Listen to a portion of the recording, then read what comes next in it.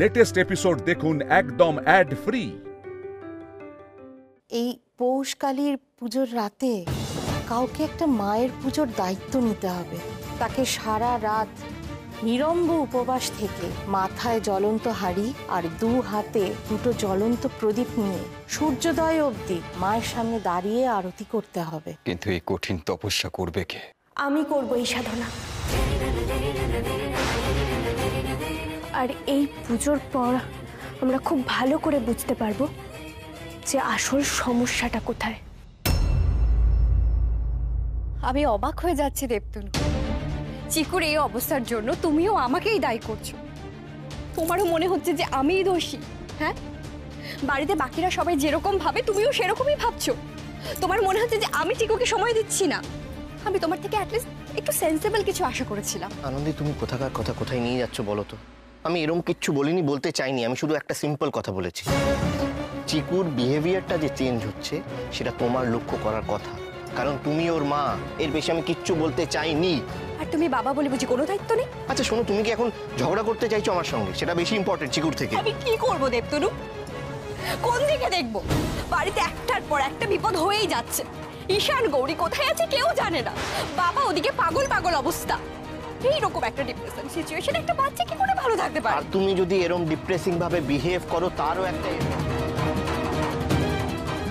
আমার ছেলে বৌমা যাদের আমি কখনো উঁচু গলায় কথা বলতে শুনিনি, কোনো মনোমালিন্য দেখিনি, তারা আজ নিজেদের মধ্যে ঝগড়া করছে। আমার দাদু ভাইয়ের মনের উপর দিয়ে এমন ঝড় বয়ে গেছে, ওই ছোট্ট মানুষটা এসব সহ্য করতে পারছে না। জানি না আর কি কি খারাপ হবে এবার। আগে শুধু সংসারে ভাঙন ধরেছিল, এখন পরিবারের মানুষগুলোর মধ্যে দূরত্ব সৃষ্টি হচ্ছে।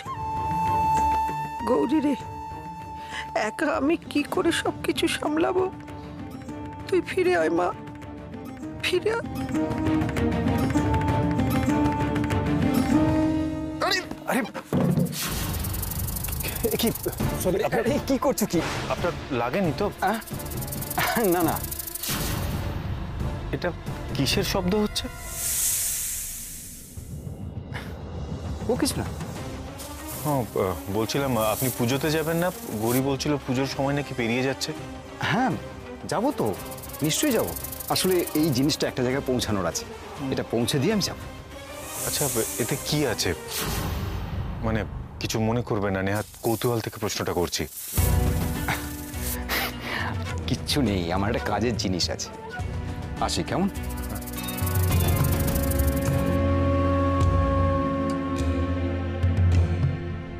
বাক্স করে কি নিয়ে গেল লোকটা?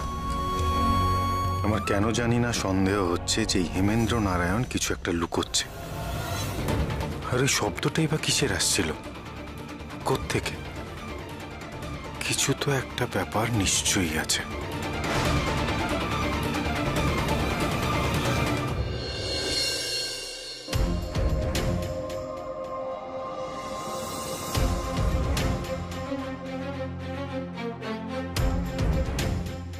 ডাক্তারবাবু, কি হয়েছে?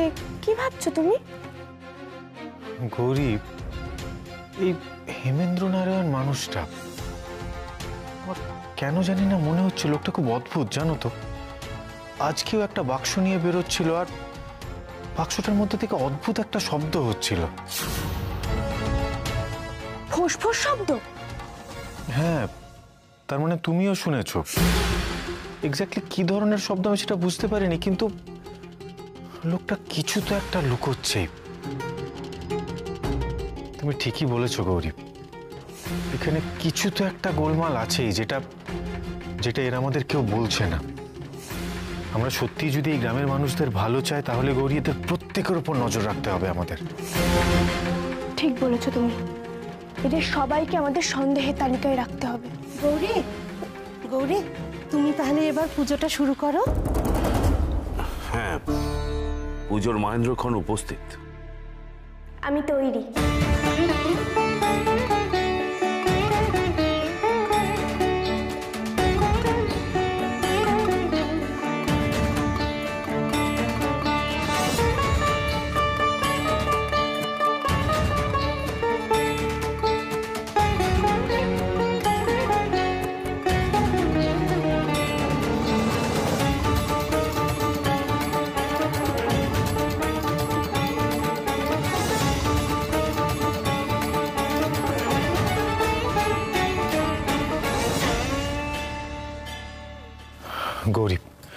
খুব সাবধানে, এটা কিন্তু প্রচন্ড রিস্কি কাজ। আমি তোমায় বারবার সাবধান করছি গৌরী, কখনো কোনো অসুবিধে হলে, কোনো কষ্ট হলে আমাকে জানাবে, আমি পাশেই আছি গৌরী। তুমি যখন আমার পাশে আছো তখন আমার কোনো বিপদ হবে না।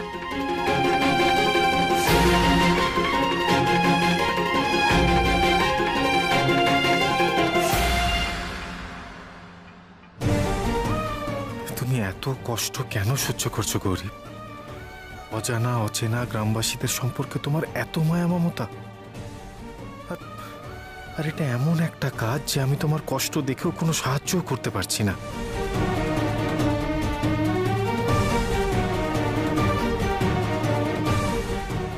মা গো, তুমি সাড়া দাও মা, জাগ্রত হও, তুমি আমাকে পথ দেখাও মা। কি করলে এই মানুষগুলোর কষ্ট আমি দূর করতে পারবো সেটা বলে দাও। তার আগে মন্দিরে যে দোষ লেগেছে সেটা কাটানো দরকার, তবেই আমি তোমার কথা বুঝতে পারবো মা গো। তুমি শুনতে পাচ্ছ? প্রসন্ন হও মা, প্রসন্ন হও তুমি।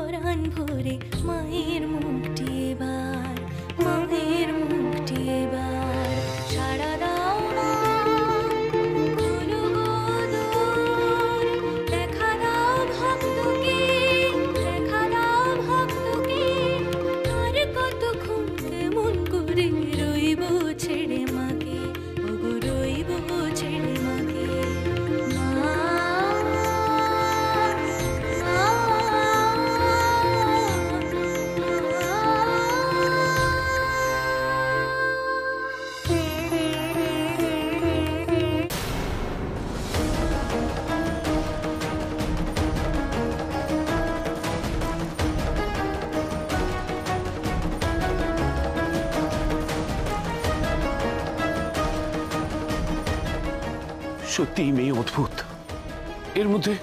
এর মধ্যে ঐশ্বরিক কোনো ক্ষমতা আছে, তা নাহলে এটা কি করে সম্ভব হচ্ছে? হ্যাঁ, পারলে এই মেয়েই পারবে। এই সব দোষ কাটাতে একমাত্র এই মেয়েই পারবে। আবার এই মন্দিরে আগের মতো উৎসবের আয়োজন হবে। উৎসব হবে মা, উৎসব হবে।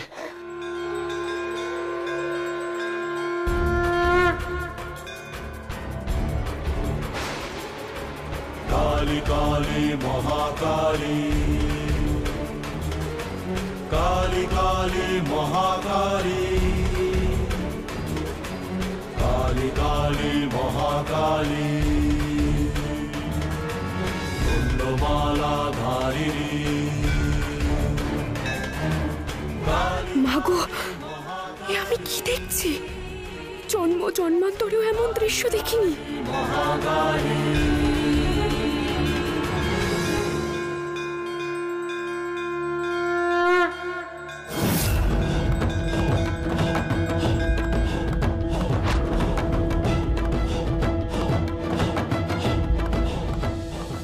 এই অবস্থা, তার মধ্যে নাকি উনি এখন পুজো করছেন।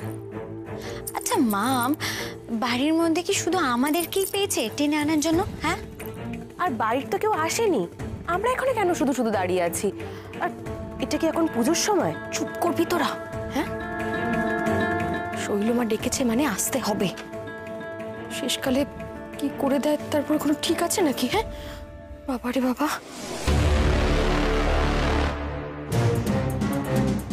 শৈলমা বলছিলাম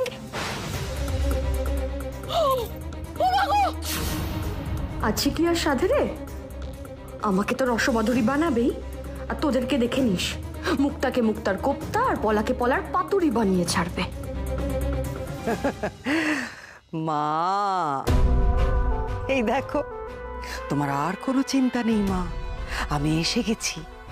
আমি তোমাকে আগের মতো আবার সবকিছু করে দেব, আমি তোমার সেবা করব, আমি সব করব মা।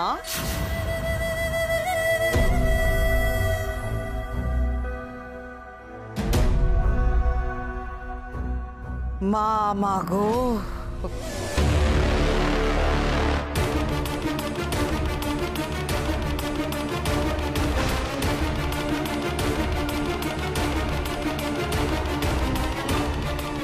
কি ব্যাপারটা কি? আমি যে তোমাদের বলেছিলাম প্রত্যেকটা কাগজে শৈলমার প্রত্যাবর্তন বলে বিজ্ঞাপন দিতে।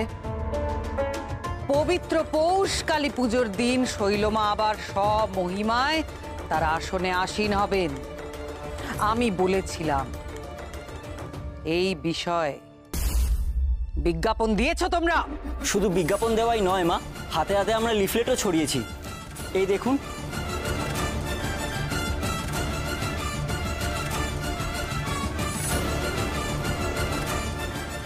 তাহলে কেউ এলো না কেন এখানে? এটা কি করে সম্ভব? এখন তো গৌরীও এখানে নেই। গুরুদেব, গুরুদেব, গুরুদেব কাহা গয়া? গুরুদেব! সর্বনাশ করেছে, জগৎরাম শেঠ এসছেন। কাকা বাবু, কাকা বাবু, শেঠজি এসেছেন। শেঠজি এসেছেন। গুরুদেবকে একবার ডেকে দিন না, আজ একটা ফেসলাই করে যাব। আরে কি ব্যাপার শেঠজি, আপনি এখন? আমি এখন। আচ্ছা গুরুদেব, এসব কি ব্যাপার আছে বলুন তো? আপনাদের কি কোনো কথার দাম নেই? কোনো কিছুই ঠিক নেই? একবার গৌরী মাকে বসিয়েছিলেন, আজকে দেখছি ওনাকে সরিয়ে শৈলমাকে বসিয়েছে। গুরুদেব একটা কথা আপনি ভাবুন, গৌরী মা হলেন দেবী। হ্যাঁ, ওনার অপার কৃপা, ওনার মহিমা আমরা সবাই হাতে হাতে উপকার পেয়েছি। ওনার জায়গায় অন্য একজন, আবার কালকে কি ওনাকে চেঞ্জ করে আরেকজনকে বসাবেন? আমি বুঝে গেছি গুরুদেব, আমি বুঝে গেছি, আমরা সব বুঝে গেছি আপনারা ভণ্ড ধান্দাবাজ আছেন। আসলে বেশি পয়সা কামানোর জন্য এসব করেছেন। হ্যাঁ, আপনি আমার কথাটা শুনবেন? আমার কথাটা শুনুন, একটু মাথা ঠান্ডা করুন। আমি কোনো কথা শুনবে না গুরুদেব, আমার শোনা সব শেষ হয়ে গেছে। আমি যা পয়সা দিয়েছি গিনে গিনে সেই পয়সা আমি রিটার্ন চাই। এক পয়সা ভি আমি ছাড়বো না, নইলে আমি কিন্তু এর শেষ দেখে ছাড়বো আপনাদের। আমার নাম আপনি জানেন গুরুদেব, জগতরাম আগরওয়াল শেঠজি আছে। শেঠজি? কি কি বলছেন আপনি? টাকা ফেরত চাইছেন? আমি তো বলবো আরো বেশি টাকা নিয়ে আসুন, সেটা খরচা করে আমার জন্য দারুণ মন্দির বানান, তাতেই আপনার মঙ্গল হবে শেঠজি। আমার মঙ্গল হবে? ওসব মঙ্গল অমঙ্গল আমি সব বুঝে গেছি, আপনারা আমার উপর ছেড়ে দিন। কিছু মনে করবেন না, আসলে আপনারা না এক নম্বরে ভণ্ড চিটিংবাজ আছেন, কামানোর জন্য এসব করছেন। আর দেখুন, আমার খাটনির পয়সা অত ভি সস্তা নেই যে যেখানে সেখানে যে বলবে আমি ইনভেস্ট করে দিবে। হ্যাঁ, একদম নেই। যা পয়সা দিয়েছি পাই টু পাই वसूली আমার দরকার, আমি পুরো পয়সা নেব, এটা আমি বলে গেলাম আপনাদের সবাইকে। আবার দেখা হবে। চল। তুমি থামো, থামো। আর কত শৈল, আর কত জ্বালাবে আমাকে? দয়া করে এবার থামো, আমি হাত জোর করে বলছি। এমনিতেই মহা বিপদের মধ্যে আছি আমি, তুমি আর সমস্যা বাড়িও না আমার।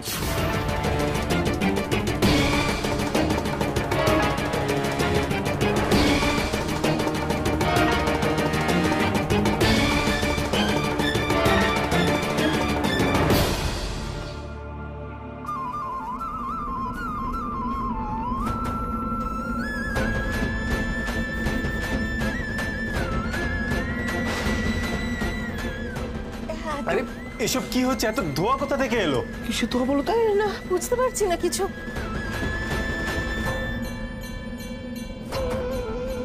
তো কিছু দেখতেও পাচ্ছি না।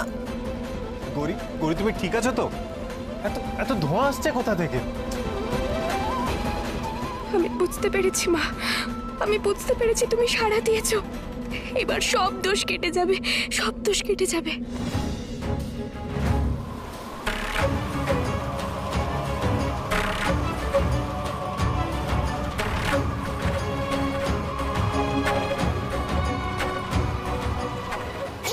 ঝড় উঠলো, মা এসব কি হচ্ছে? व्याघ्रचर्मं वराधारे खड्गकर्त्रे करे धारे कपालेन्दि भरे वामे कालिकाभ्यै नमस्तुते। এ কি অলৌকিক কাণ্ড! এত ঝড়ের মধ্যেও ওর হাতের প্রদীপ নেভেনি। पत्रष्टदोषणे कालिकाभ्यै नमस्तुते कालिकाभ्यै नमस्तुते कालिकाभ्यै नमस्तुते। গৌরী, অনেক হয়েছে, থামো এবার, বন্ধ করো এসব।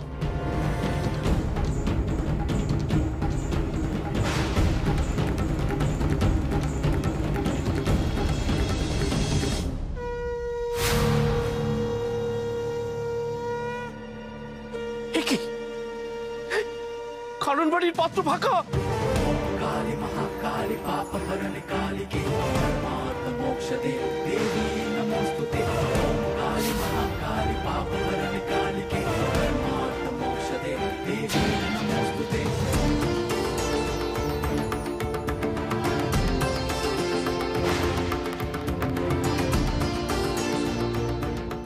এ তো অবিশ্বাস্য।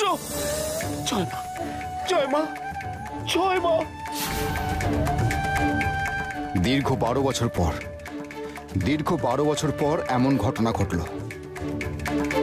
দাদা, তার মানে দোষ সব কেটে গেছে। হ্যাঁ হ্যাঁ, সব দোষ কেটে গেছে, সব দোষ কেটে গেছে। জয় মা। আপনারা তো অদ্ভুত সমস্ত কথা বলছেন। একটা নিষ্প্রাণ জড় পদার্থ, সে নাকি কারণ বাড়ি খাচ্ছে। আরে ওর কি গলা পাকস্থলী কিছু আছে যে ও কিছু একটা খাবে? আর যদি আপনাদের কথা মতো ও কিছু খেয়েও থাকে, তাহলে সেটা গেল কোথায়? মানে আপনারা কি ভেবে বলেন এসব? আর মালাটা বিগ্রহের গলায় পরানো আছে, পাত্র এতটা দূরে, ও কিভাবে এসে খাবে? ওটা তো জড় পদার্থ একটা। এই সমস্ত অদ্ভুত কুসংস্কার কেন আপনাদের? আর গৌরী, তুমিও। আরে বাবা, যদি অন্ধবিশ্বাসী হবে তাহলে কারণ বাড়ির পাত্র ফাঁকা হলো কি করে? আমরা তো সবাই এখানেই দাঁড়িয়ে। হতেও তো পারে যে ওই আগুনটা থেকে ধোঁয়াটা বেরোচ্ছিল, তারপর যখন দমকা হাওয়ায় আমরা সবাই অন্যমনস্ক হয়ে গেছিলাম, তখন কোনো একটা কারিজুরি হয়েছে। বিজ্ঞান এই সমস্ত বুজরুকি মেনে নেয় না, আর আমিও মেনে নিচ্ছি না। কারণ অতীতে বহুবার প্রমাণ হয়েছে এটা, যে এই ধরনের অলৌকিক ঘটনার পেছনে লোক ঠকানোর কোনো কৌশল থাকে। এক্ষেত্রেও তার ব্যতিক্রম হয়েছে বলে আমি অন্তত মানি না। শুধু সেই কৌশলটা কি সেটা জানা বাকি। আমি জানি মা সাড়া দিয়েছেন, আমি জানি এই মন্দিরে যে পবিত্র অলৌকিক ঘটনা ঘটতো তা আবার ঘটছে। এটা অলৌকিক ঘটনা নয় তো কি? এমনি এমনি তো কারণ বাড়ির পাত্র খালি হয়ে যায় না। শুনুন, সেটারও না বৈজ্ঞানিক ব্যাখ্যা রয়েছে। কারণ বাড়ি মানে হচ্ছে অ্যালকোহল, আর অ্যালকোহল সাধারণ বাতাসের সংস্পর্শে আসলে উবে যায়। আর এক্ষেত্রেও সেটাই হয়েছে। আর আপনারা ভাবছেন যে ওই করটি মালা নাকি কারণ বাড়ি পান করেছে। আপনারা চিন্তা করবেন না জমিদার মশাই, এই মন্দির দোষমুক্ত হয়েছে। হ্যাঁ, সে তো আমি বুঝতেই পারছি মা। কিভাবে দোষ লাগলো আর কিভাবে দোষ মুক্ত হলো তা আপনারাই জানেন। আর গৌরী, অনেক হয়েছে। এবার নেই মাথার হাড়ি প্রদীপ এগুলো নামাও, পুজো তো শেষ হয়ে গেছে। এগুলো মাথায় নিয়ে আছো, মাথায় অতিরিক্ত প্রেশার পড়ছে আর তাপও লাগছে। আর টানা এভাবে কতক্ষণ দাঁড়িয়ে থাকবে তুমি? এবার তো ক্র্যাম্প পড়বে। না ডাক্তারবাবু, যতক্ষণ আর সূর্য উঠছে ততক্ষণ তো থামলে হবে না। আমাকে সারা রাত মায়ের আরাধনা করতে হবে। গ্রামের মানুষজন জানলে ভীষণ খুশি হবে। ঘন্টা বাজাও, ঘন্টা, জমিদার বাড়ির ঘন্টা বাজাও বৌদি। সবাই বুঝুক এতদিন পর জমিদার বাড়ির পৌষখালী পুজোর দোষ কেটে গেছে, তাহলে গ্রামের মানুষজন তাদের পুজো করতে পারবে। হ্যাঁ হ্যাঁ, আমি জানতাম, আমি ঠিক জানতাম পারলে এই মেয়েই পারবে সব দোষ কাটাতে। আমি ঠিক জানতাম মা গো, মা। গৌরী, গৌরী প্লিজ আমার কথাটা শোনো। পুজো তো হয়ে গেছে, আর তোমরা যেটা চেয়েছিলে সেটাই হয়েছে বলে তোমরা মনে করছো। তাহলে এভাবে আর কেন চালিয়ে যাচ্ছ গৌরী? প্লিজ প্লিজ এগুলো নামাও, কারণ ভোর হওয়ার অনেক বাকি। কতক্ষণ এভাবে দাঁড়িয়ে থাকবে তুমি? না ডাক্তারবাবু, আমার তো কোনো কষ্ট হচ্ছে না। সূর্যোদয় না হওয়া অবধি আমার কোনো ক্লান্তি আসবে না। আমি তো বরং ভেতর থেকে আরো শক্তি পাচ্ছি।